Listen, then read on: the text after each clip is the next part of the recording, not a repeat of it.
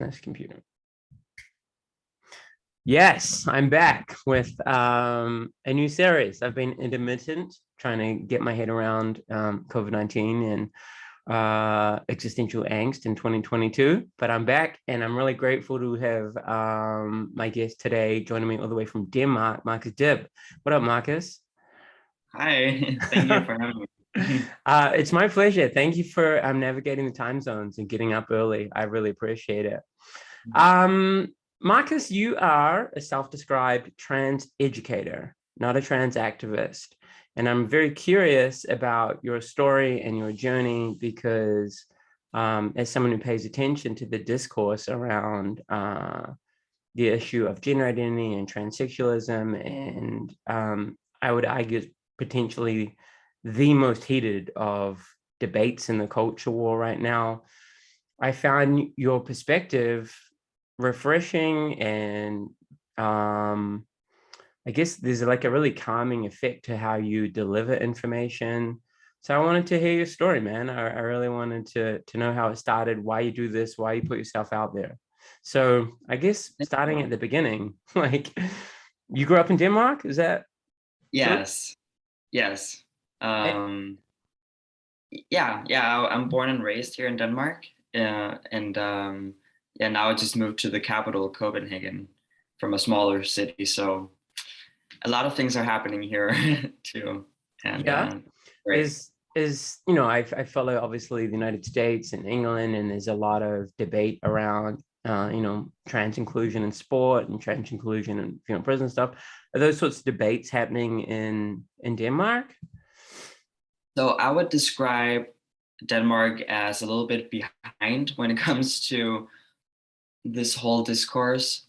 So it's happening here, but in a smaller degree, and we're a little bit delayed. So it's the whole debate about transports, pronouns, all these things. The general public don't know much about it. Like you have to be very into this whole debate and culture, like LGBT culture, in order to know. So that's kind of cool, I guess, because it's so crazy lately. So yeah, but few people know about all this. Okay, right. Because it's it splashes across the headlines, or maybe it's just my algorithm, but it seems to be like a constant feature of what comes across the news at the moment in the publications I follow and the debates that I'm interested in. So you're a trans man, Yes. but you don't Mhm. describe yourself as transgender. You describe yourself as transsexual. So I don't think a lot of my listeners or followers are au fait with this, this conversation. So do you want to talk us through these differences and, Yeah. what's the difference between gender identity and gender dysphoria? And you're the expert, and I'm really curious to learn from you. Yeah, sure. Well, I was born a girl and I transitioned to live as a man. And so I use the term transsexual instead of transgender because I think you all know that transsexual is a old-fashioned word, kind of outdated, and that's kind of the point with me identifying as that because transgender now is an umbrella term, and it includes non-binary people and basically anyone who wants to be trans or who wants to self-ID. So I kind of wanted to get away from that, and I think it was Buck Angel actually who, or was it Blair White? I can't remember, maybe both, who kind of reclaimed the word transsexual. And then I was like, okay, I'll do that too. And it made it so much easier for me. I don't know why, but it was so great that you still have that word to describe my experience and not all these other people who I don't consider to be trans. And with being a transsexual too, is that you have to deal with gender dysphoria and you have to go through a medical transition in some way. So that's how it's different from transgender, which there are no rules. It's just an open identity, basically. Yeah, So that's quite interesting. For people who don't pay attention to these things, we're talking transsexual, we're talking like very biological, physiological, medical interventions in order to present to the world as male, as opposed to transgender, when we're talking about potentially quite stereotypical, superficial changes, like girls like pink and boys like blue. And if you're a boy and you identify with, I don't know, pink unicorns, somehow that makes one female. Right. How do you navigate the space that you're in, given that it's such a contentious online environment? Like, by reclaiming transsexual as your preferred terminology, do you deal with a lot of pushback? Oh yes. Well, luckily it's only online, so it's easier to, keep the distance. But yeah, it's actually I would say it's the number one thing that people they call me out on, and so I have to always explain the difference every time. Also, here in Denmark, I wrote an article for the oldest newspaper like in Denmark, and they asked me to write this article, and I was actually on the cover. It was amazing, on Pride even. And they the, when I sent the article, their response was like, so one of my colleagues said that transsexual, that's an outdated word. It's called transgender now. And I'm like, are you telling me? Are you kidding me? They were like, I bet you they were like a cisgendered person saying that, right? Right, Yeah. actually. Yeah. So it's the number one thing. And I have this friend here who's also in the political environment, and he said, oh, maybe we should just use transgender so people don't get distracted for what we actually say. And I totally get that, but it's like, no. I think we should be really clear about what we're talking about. I don't want to win, like I don't want them to win, and yeah, I don't want them to control my speech. So, but it's definitely something that people get very distracted by. So I can say all these nice things, all these smart things, but people get distracted by, I say transsexual. It's not a sexuality, they say, but it has nothing to do with that. Yeah. There is a lot of that. And I guess in modern cultural debates at the moment in general, like the definitions, like long held definitions of words like woman or man or racist are all like morphing to become so much greater than their original usage. And I understand that's normal and natural because language does evolve, but I feel like there's quite an intent to obfuscate, traditional meanings in order to change kind of reality. And I'm not entirely sure if it's helpful for most of us. What do you think about that? Oh yeah, for sure. For sure. Yeah. Is Denmark a very out and proud country? Like, is this government supportive of the LGBTQIA plus community? Um, we are a very progressive country, a very liberal country, but at the same time, as a whole, we're not woke. So Hmm. we're kind of old-fashioned liberal as a whole. Like even the most right-wing politicians, political parties, which I have a lot of contact with, they support LGBT. We don't have this. I know you're not American, but like the first thing I think of is like these Christian right wing from America Republicans who are very close minded when it comes to LGBT. We don't really have that here as mainstream, I guess. So we are a very liberal country, but at the same time, we're not woke. We don't believe that biological men should just beat up women in sports, like literally, and kids transitioning and all that. So that's awesome. Yeah, cool. So growing up, you had like access to free healthcare, and the medical Mhm. system was really supportive of your transition. Yeah, I got my two gender affirming surgeries for free, or it's tax paid, Hmm. which it was really weird to me because I didn't want it to be in a way because it's like my own choice and it's not a physical necessary like what's it called? it was for psychological reasons and not physical reasons, right? But my hormones I have to pay myself, and it's Okay. expensive.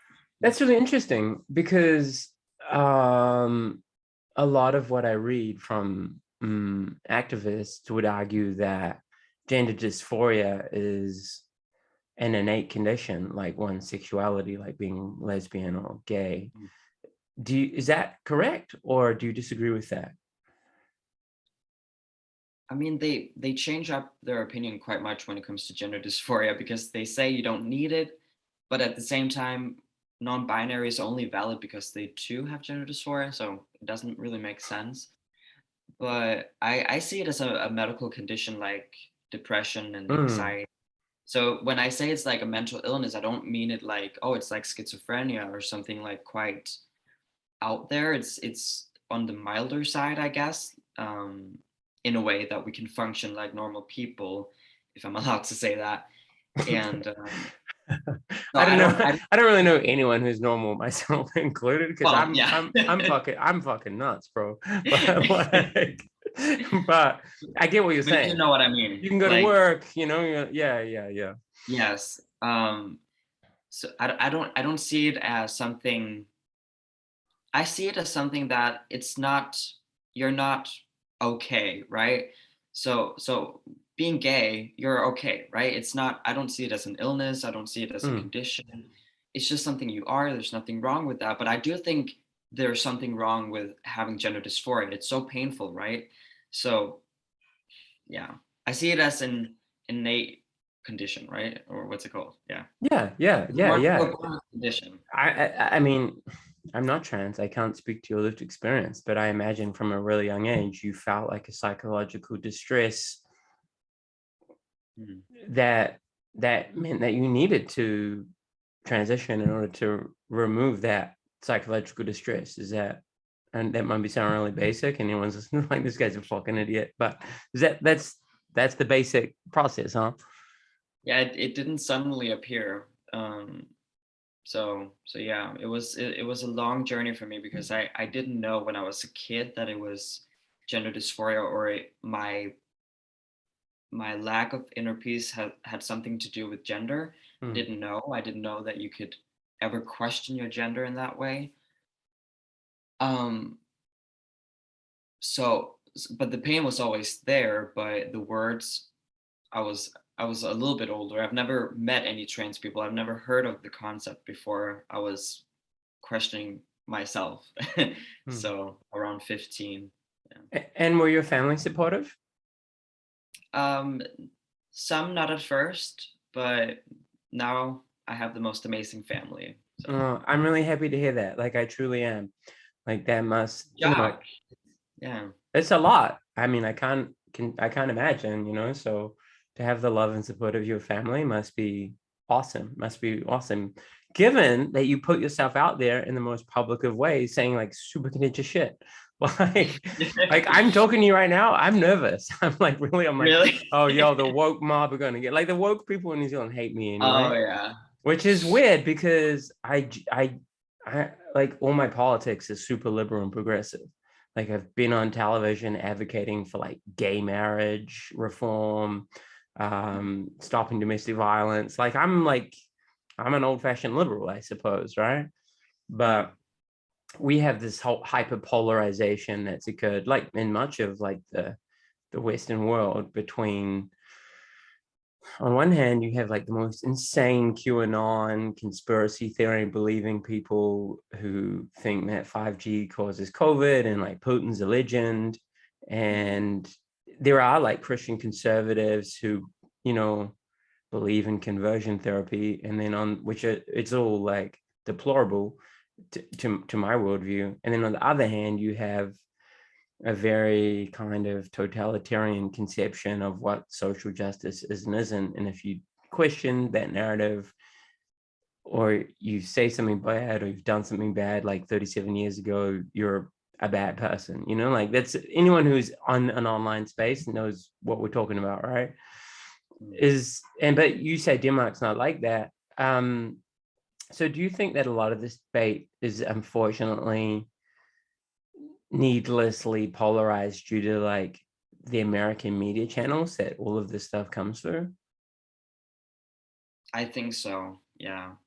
I don't know why, but I think, but it's also because Danish people are very chill and laid back, and I mean most people anywhere they're in the middle of the political spectrum, right? And they're not on the far left or right. But I feel like here it's rare that you see people on the far left or far right because we're very chill and we just and I think another thing is the Danish culture is that like we're a big family, one big family. We're a small country. That's one thing, but also because of our big welfare, it's like, oh, we have to look out for each other. Like we're one big community, which I'm not really loving, but to some degree it's nice. And I think in that way we're not on the extreme sides, if that makes sense. Yeah, no, it totally makes sense. New Zealand used to be a lot like that. Like the gap between rich and poor has really spiraled in the last 30 years. But at one stage, we were like a really equitable society. Although I must note, we have always had a disparity of outcome between our colonized indigenous people and, you know, colonialist history, which is still got a lot of way to overcome. Do you know what I'm saying? Like, so our traditional, like Maori, who are the traditional First Nations people here, have always been like in the like overrepresented in, you know, suicide, prison population, poverty. Although the welfare system has endeavored to address that better and better over time, I guess. But yeah, like you say, I think in New Zealand, the more we've grown apart economically, the more we've also fractured worldview. You know, like we're kind of drifting away from the center more and more. And it troubles me. It troubles me that we can't recognize one another as human beings despite having different opinions and values. Does that make sense? Yeah, and I think it's because I'm right wing and I think the welfare system in Denmark is not great and I don't believe in these very, very high taxes that we have. Oh, that's interesting. Because I'm all about that. I'm like, yo, text me more, son. Oh no, no, no. You can have some of ours. Uh, um but I still I don't like how I wish we could still have like low taxes and personal freedom. Like I live my life, you live your life, don't interfere, and then still not be on the extreme sides, right? That sure. I still want the Danish culture to be the way it is, but not with all the high taxes, basically. No, it's really crazy here. Yeah, I went to Sweden 22 years ago, and it was incredibly yeah, yeah. You know, like I met a girl here in New Zealand, not like romantically, but we became friends. And then I was in America, and she was like, "Yo, you got to come to Sweden." So I flew to Sweden, and I thought I'd go for a few days, but I stayed there for a month. I remember this is a long Oh, time ago, but it was beautiful. But I remember it being like super expensive. And I imagine in part of that is because of high taxation. But I understand, like in a country like yours, the wages are like significantly higher too than a country like mine. Is that fair to say? hmm. Because we're quite a high cost, low wage economy in New Zealand. Like I'm not sure how you're. Wedge. I'm sorry, I can't remember. What does that mean? Wedge. So shit's expensive. You don't get paid that much. Do you know what I mean? Um, I don't know compared to other countries, but I do work with some Italians, and they say that we get paid more than they do, and Mm. we can work less hours. So they used to work more for way less, and then they came to Denmark, and it's the other way around. So, but it's like now all the prices are skyrocketing on everything, um, but we don't get paid more. So Yeah, yeah. Well, that's that's a exactly. great combination. Yeah, yeah, that's the same as us. It's the same as us. But you know, the war in Russia, not the war in Russia, the Russian invasion of the Ukraine, COVID-19. These things have, you know, high interest rates and petrol's super expensive, you know, rents are going up. It's tough for people, particularly working class people. So I'm interested then, I hadn't planned to talk to you about this, like, but if you do have, I guess, a more economically conservative political view, how do you help people, well, how would you suggest that you help people who are struggling financially if you don't want to pay high taxes and support the welfare system? The political party that I'm a member of and supporting, they do not believe that we should just lower the taxes to very minimum, but they believe that what we're doing now does not work. And I can totally see it. Like the distance between, oh, now I have to translate it. It's like we shouldn't spend all of our tax paid money on,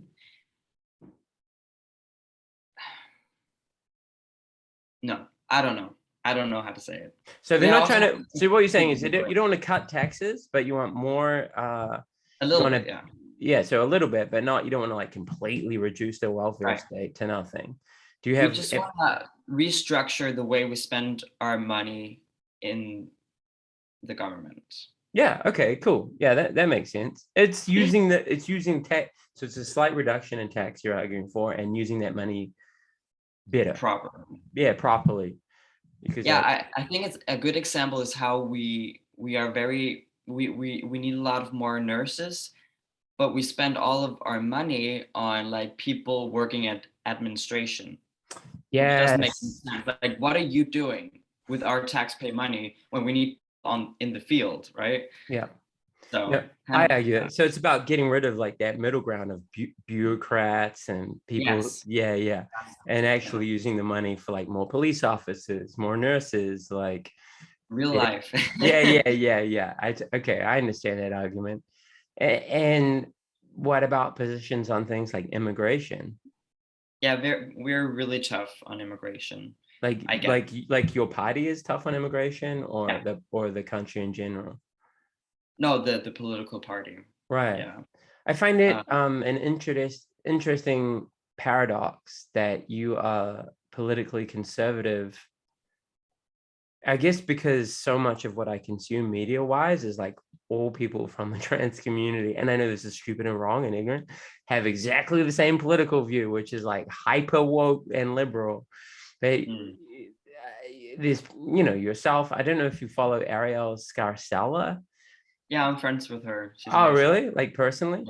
Yeah. I Yeah. like, I mean, I don't agree with everything she says, but I like her content, and she does raise lots of good questions, you know? I think that's where I've come from, because I've come from being very left wing. You know, I went to university and studied politics, and I thought I wanted to be a member of the Green Party. And, you know, it's all evolved a lot though, because so many of the conversations we have around social justice issues are so ugly, and I see the far left as just behaving so badly in digital spaces and online spaces. Do you know what I mean? Like, I want, you know, I want the world to be kinder for everyone, irrespective of your sex or your gender or your skin color or how much money you earn. And I see a lot of like hyper woke people just being like awful humans to other humans who might just have different, you know, like, you want to pay less tax, like I want to pay more tax, doesn't mean you're like a bad person. I don't really want to pay that much more tax, but like, it's just expensive, dog. But like, I don't think you're a bad person. Do you know what I mean? Mm. Like, why do you think we do that, man? Like, why do you think we kind of like dehumanize one another based on abstract concepts? Where does that come from? I have no idea, but I just like it's funny because liberal here in no, I think the term itself, it's not supposed to be on the left. I know in Denmark at least, liberal is a right-wing term. That you Yeah, have personal freedom. I do you no, yeah, I do yeah, me you. yeah, like That's the right wing. libertarianism. Yeah, yeah, Yes. yeah, yeah. So when I hear liberal, I hear something from the right. and that's what I am completely. Oh, I'm okay, right. Whereas I say liberal, I'm saying as a I'm saying socially liberal, you know, right. where Yeah, I would consider myself like conservative on some level, but liberal in a social sense, in a social way. Like I believe in personal freedom. mm, As long as you're not hurting yourself, others, you can do whatever you want. Also, like with drugs, like I'm quite liberal on that, and all these things. So yeah, but it's funny how people think that's a left wing perspective yeah, that you can, because like when I hear these conservatives, because I can sense that when I started making content on the internet, I was very in the conservative MAGA movement. But really. now, You were like pro Donald yes, Trump? oh yeah, for sure, still am. Oh my God. Because Yeah. I made a t-shirt that said, this is funny because I'm anti Donald Trump. I love that we're talking. This makes me really happy.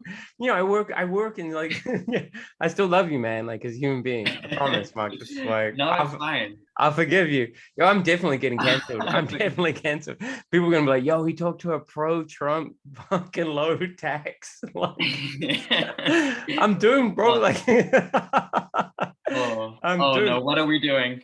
No, no, it's interesting for me though, because I profoundly, I mean, I work in sexual violence prevention, right? Like I know a lot of people who've been victims of rape and sexual violence and domestic violence. I do in my personal life and in my professional life. And when I heard Donald Trump bragging about just grabbing by the pussy, eh, I thought that's not a man that I believe should be in a position of power because it shows a complete lack of values that I think belong in leadership. What do you think about that? I think I've heard women say even worse things. Oh, yeah, but That comes from someone, and that comes from someone who's been on both sides you, generally. yeah, that's it. Yeah, I guess. Are you saying that you're like, yo, I've been a woman? Is that what you're telling me? Yeah, so I've heard women talk way worse. I've actually I've heard women talk very negatively about men, and it's disgusting because like I know that men from a biological standpoint they're more strong, they can handle more, they're not as emotional and they don't take things as personal as women, but they're still humans, and I think some women they forget that sometimes, and I don't know.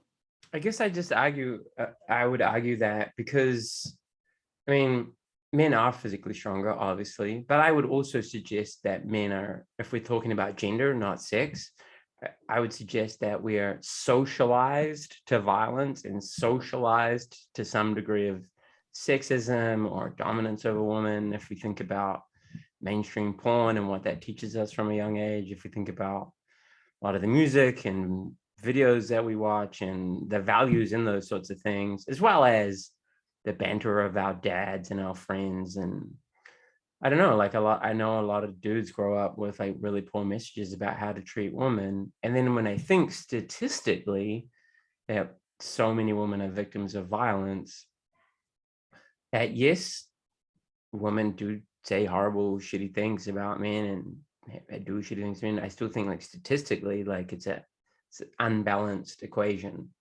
of power. What do you think? Sure, and that's because of the biological difference. Hmm. But I mean, men they also are victims of domestic violence. But is it something about that women hit more, but it's less what's it called? Dangerous or powerful? Damaging, Yeah, damaging. less powerful? Yeah. I don't know any statistic that says that women hit men more than men hit women. I'd be genuinely curious to read that. I think Um, I've heard something about, I think it was in school, I heard that um, women hit more in some way, but women who are victims of domestic violence, they're more hurt, physically hurt by the the blow. yes. Yeah, yeah.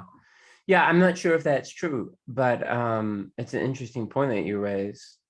Do you Yeah, think it Donald doesn't. No, it does matter. It's interesting to me. I like talking to people who have different values to me respectfully, because I want to understand the human experience, or I want to find like where I've come to in my political journey, like forever gives a shit about it, because I'm just like some weird dude who lives in New Zealand. Um, I But I've want to heard that find lesbians, oh, sorry, but I've heard that lesbians are also quite violent in within they are, same-sex relationships. yes, no, in lesbian relationships, I've heard that they, Yeah, I will never be in a lesbian relationship and have no, like by definition. So well, if you it identify as just, a woman, then you're a lesbian. yeah. It's that easy. You can just say you're a woman and then date a woman, and you're a lesbian. Yo, I've been reading about that within this, going back to what we started talking about, this whole concept of the cotton ceiling and like lady dicks. Do you want to talk about that? Yeah, sure. For those who are uninitiated, tell us the story, like about trans women dating lesbians. What is that like? It's creepy. I find it very creepy because like, and it's such a shame for trans women who are attracted to women because they are and they can't help that. They just want to be a normal, live as a normal woman and date women. But all these trans activists are like, you have to date trans people or you're transphobic. I mean, what is that? What's that all about? I've never. Oh, certainly people don't want to date me because I'm trans, and that's fine. But I've never experienced people being mean about it. Like, if they're not interested in me, they just, I don't have that interaction with them. Do you know what I mean? Mm. Like, I don't, it doesn't physically hurt me that, no, not physically, it doesn't affect me um, psychologically that people don't want to be with me because I know that I'm different and I know that I'm not a biological man, and most gay men they want to be with biological men. They're very attracted to that one thing that I don't have, and that's totally fine. Um, so yeah, I don't understand the people who can generally be upset that someone does not want to date them because they're trans. Like they are not self-aware, and I think many of these people are not really trans, but that's just my opinion. Because why would you put yourself out there in that way and be like, date me, even though I have a dick, right? Yeah. Like, what trans woman would do that? So, yeah. Yeah, right. So I don't mean to be rude, but you date men. Yeah, Okay, right. only. Yeah. Only men. Yeah. Yeah, it all becomes incredibly complicated. Because when I read Discourse, the BBC wrote a really quite upsetting article about young lesbian women who felt pressured into sex. It really made me think of like, this is like an apologism for like sexual violence, which seems like the absolute opposite of what any sort of progressive movement should be aiming to achieve, right? Yeah. I wonder why so many people turn a blind eye in progressive spaces to that. Do you have any suggestion as to like why? I don't know, but I feel like it's all about, I think this whole inclusion thing is not very inclusive. So you want to, I get the whole thing that we should respect trans people, we should make room for them. They are also a member of society, but we also have to respect women and men. We just Mm. we have, us as trans people, we just have to coexist and we have to respect men and women. And that in order for them to respect us, that's how it works, mutual respect. And many of these trans activists they forget that. Do you They don't want feel do you feel that society still does discriminate against trans people? Because I would suggest that there are many parts of any city where if you're an out gay person or out as a trans person, that it's like physically risky and there is discrimination and violence against the trans community. Is that true to say? most, most well, mostly with trans women or gay men, Mm. I guess, because they're more visible.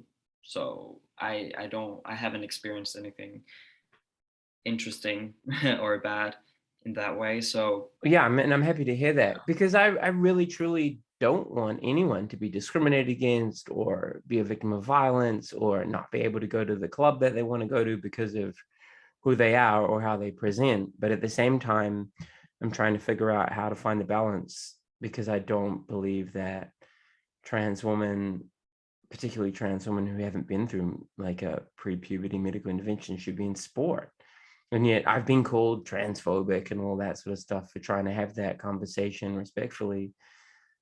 But I teach kickboxing and Muay Thai. Like, I watch people like get knocked unconscious, and like I just don't want to see that happening by,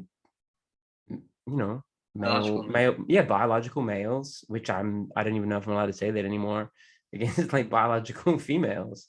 So I feel really stuck, I suppose, Marcus, because I am not transphobic. Like, I feel stupid even having to say that. Like, but yeah, but to it's have this sweet. You're a nice conversation. person. That's why. Pardon me?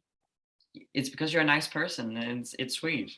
But it's we have to be like, no, we gotta say no to these people. They're like these spoiled kids that never got a no in their Yeah, lives right. by their parents, and so sometimes we have to be a little harsh in order to achieve this nice world. I guess what I'm asking you is like, how do I, as an ally to, or a wannabe ally to the LGBT movement, like, so you don't have to feel like scared to go anywhere because of who you are.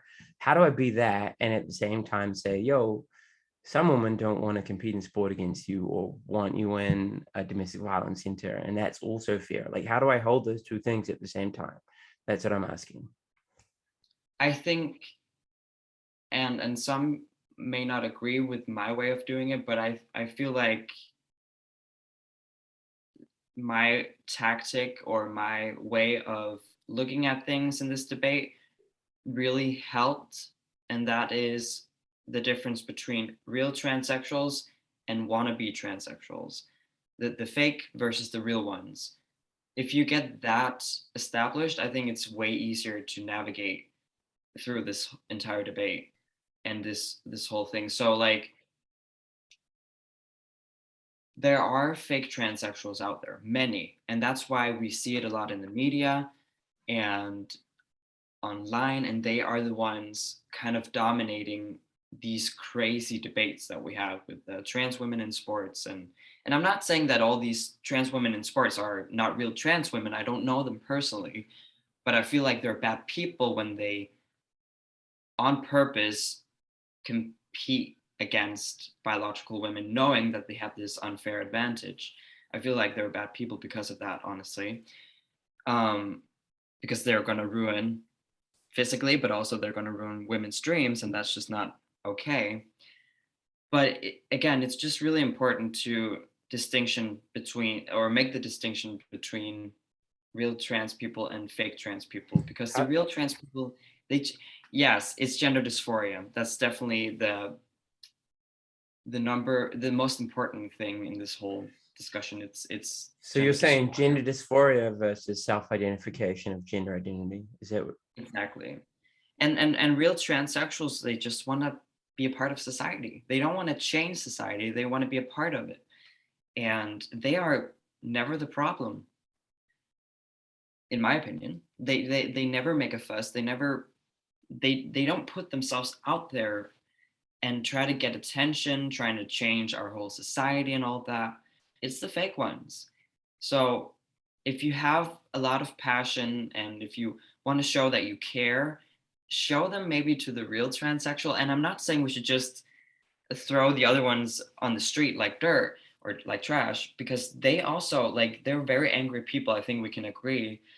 And that's because they also deal with something. It's not gender dysphoria, in my opinion, but they deal with something else, and I think they should get that treated as well, because every person deserves to be happy, feel good about themselves, and they obviously don't, even after identifying as trans or whatever they identify as. So to me, I make the distinction and kind of talk about the biological facts uh, around being a transsexual. But I also talk about this other group, the fake transsexuals, about what they possibly go through, and maybe they should get stuff like that treated instead of us blindly affirming their trans self ID and Mm. trans identity. Yeah, because Joe Biden came. I mean, this is why. I mean, there's been such an explosion in this conversation when the president of the United States the other day came out and said, you should affirm your child's self-identification. What do Yeah. you think of that? Because that's quite the opposite. What occurring in Sweden, in England, and like quite a large number of countries are reversing the rush to medicalize and affirm self-identified adolescents. What do you think of Joe Biden's announcement? It's absurd. It's really absurd, and I do not agree with it at all. I don't think we should affirm kids. Like, we never we never we never kids, they don't know anything. They don't know anything, first of all. They're kids, and that's a part of growing up, is that you learn not only about the world, but also you learn about yourself. And whatever a child says, you shouldn't blindly believe it or affirm it.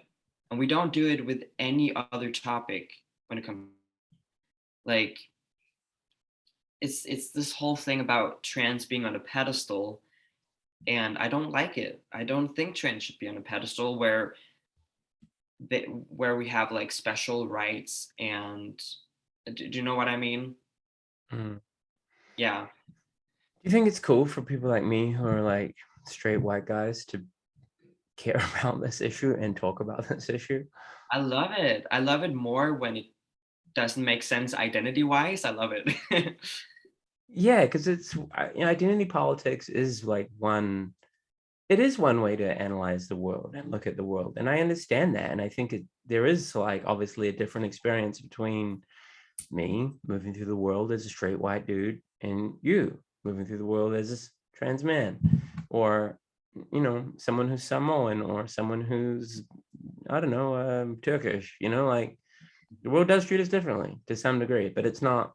But I find it very strange about, and particularly in online spaces, it limits who gets to speak about what issues depending on. I mean, I can't fucking change my skin color, or do you know what I mean? Hmm. Like, and I think it's really interesting that I'm like this left wing sort of like guy, and you're like, yo, pro Trump. Like it's like, do you know what I I'm mean? a Like I'm a that's transsexual, gay, mixed race man who, if I could, would vote for Trump, and yeah, low tax. that's gonna be my soundbite for this. I'm gonna just get it out over and done. Like, cancel me now because I'm talking with like a transsexual gay You're talking to mixed the, race man who votes for yeah. Trump. Why do you vote for Trump? I mean, why would you? Oh, I love What is him. it about? No, but like, what do you love about him?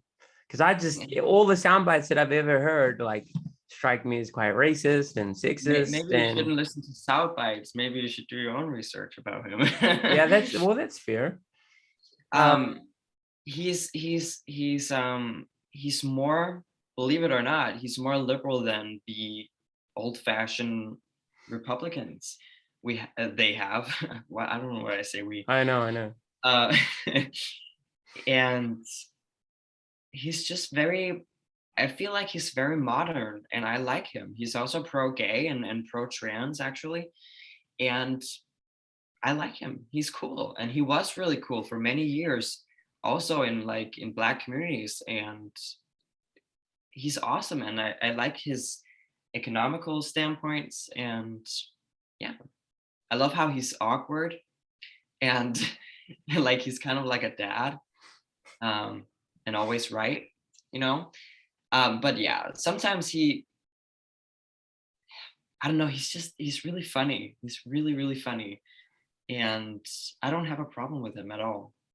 So you support the political equivalent in your country of Donald Trump's movement?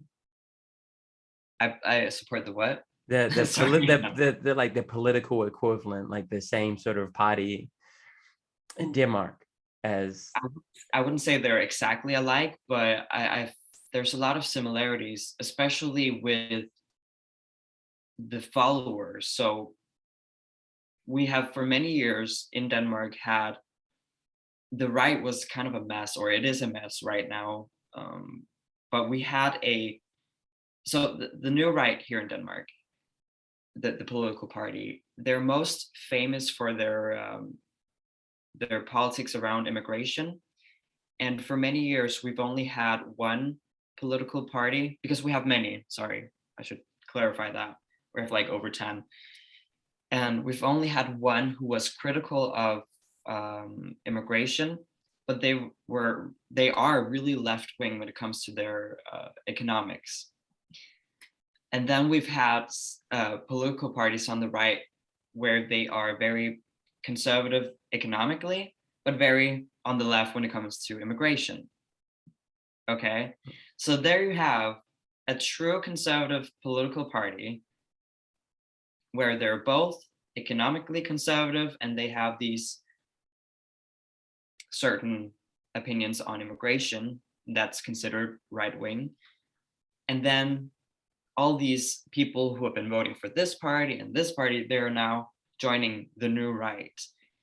And it's such an amazing community. I've met many people. I've been to many events. It's such lovely people. Of course, there are a few crazy ones, but but it's really amazing to see. And I do see the similarities with this following, with these fans of the political party, with the United States and the MAGA movement. So you think it's a lot of like economically dispossessed people who feel like the system hasn't listened to them, people who feel ignored by either of the mainstream parties? Is that the sort of person who is joining your new right party?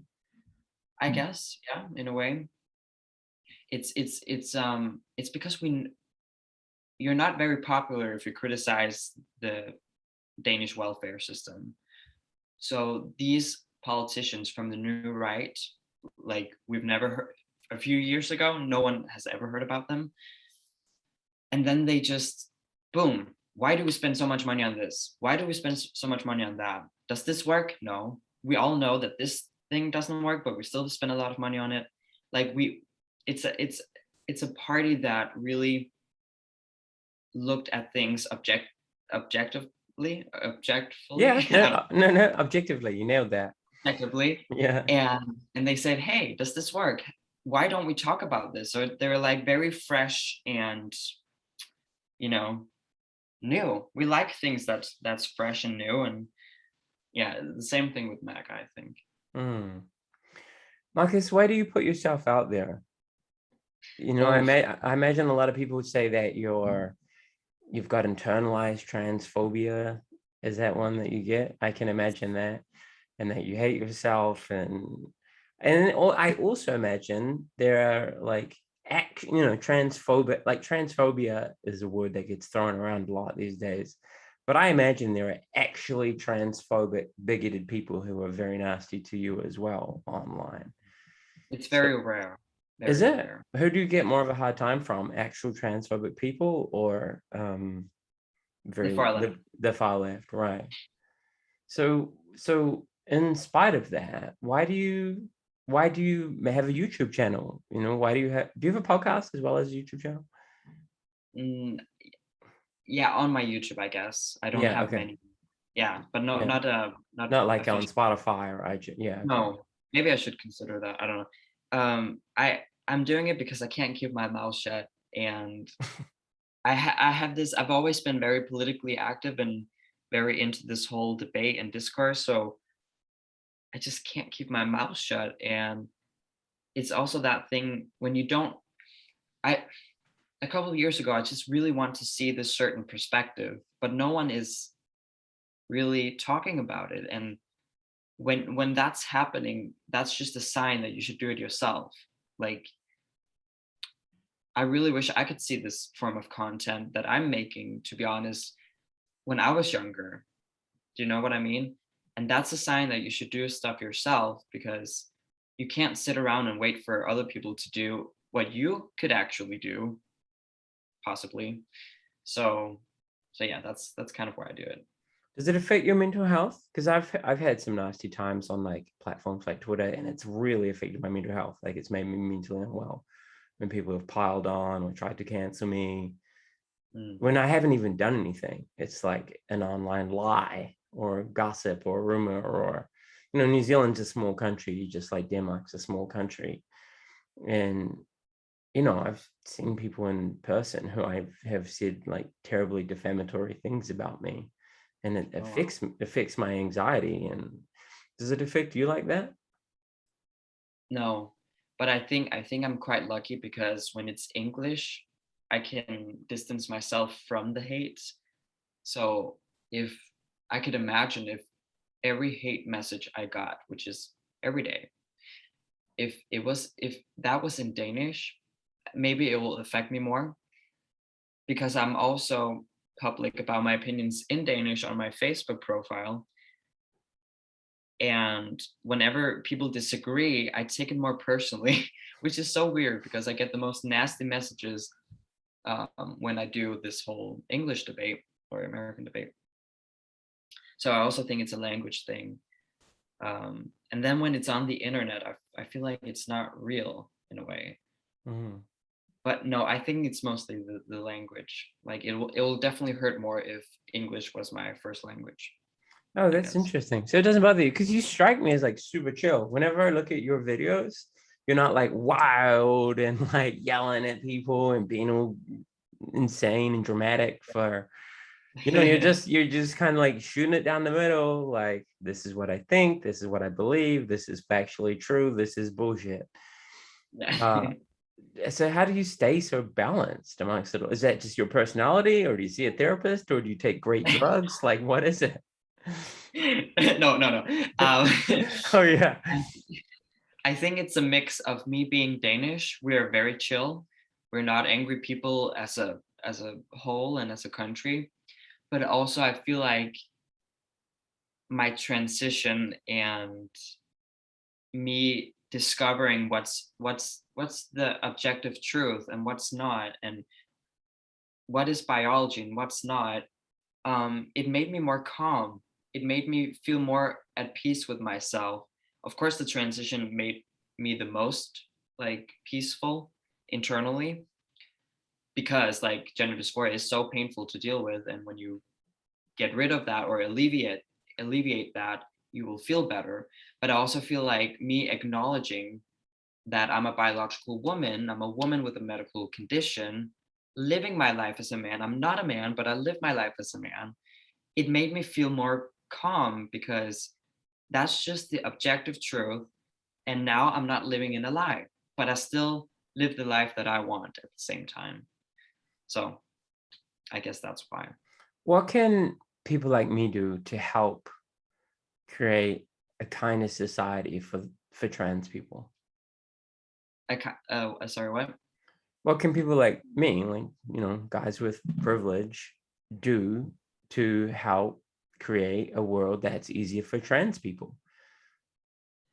Oof, that's a good question. Maybe I don't have an answer for that, because I don't, maybe it's just where I live. I don't see a lot of transphobia in Denmark. So I don't know how it could be even kinder, how we could be even kinder to trans people here, at least. I don't know about New Zealand, but I feel like just treat trans people like they were anyone else. Like we true transsexuals goal is to be to live life as a normal man and a normal man and woman. And if we can, if other people can treat them like if they were, I think that could be kind of great for the individuals, if that makes sense. No, that makes sense. I appreciate it. Hey, I've taken an hour out of your morning. I've really enjoyed getting to talk with you, Marcus. I've always enjoyed following you online. I'm surprised about your political allegiances, but I Me too. really, How about you? but yeah, I know, right? Look at me, I look like a total jock. Like, but yeah, I just want to know that I think you're really cool, and like I'm a fan of yours, and I like that we can have a respectful conversation, even though we might look at the world differently. And thanks, man. Like it's really given me. I'm an emotional dude. Like I get like, the world's crazy, everything's terrible. But conversations like this one have like restored some faith in humanity for me. So I just want to say thank you, one person to another. Oh, thank you. That's so sweet. Awesome. Where can people follow you if they want to check you out? Um, I'm most active on Instagram, the offensive tranny, and We don't. you're gonna get so much hate. Good luck. Just text me if it's way too much. And on YouTube, I post once a month. I'm planning on doing more. And on Twitter, same name. YouTube, same name. You use the offensive tranny on Twitter? Is that what? Yes. Oh my God, do you get like the woke mob like coming for you Yeah, every death day? threats, all of it. You get It's death great. threats? Yeah, I got death threat from a famous non-binary YouTuber, I and think the I've death seen them. threat got 100 likes. Oh, So, that's horrible. But it doesn't, you told me it doesn't affect you because it's in English. Oh, I'm she's, sorry. yeah, That's she's terrible just though. sad. Yeah. Yeah, but regardless, like you shouldn't say you want to kill people. That's messed up. Like, Hmm. it's a terrible thing to say about anyone, no matter how you may disagree with them ideologically. And I'm sorry that happened to you. Oh, Well, thank I'm sure people will look you up should they be curious about your worldview more. Thank you again for your time. I've really enjoyed this. you. No problem.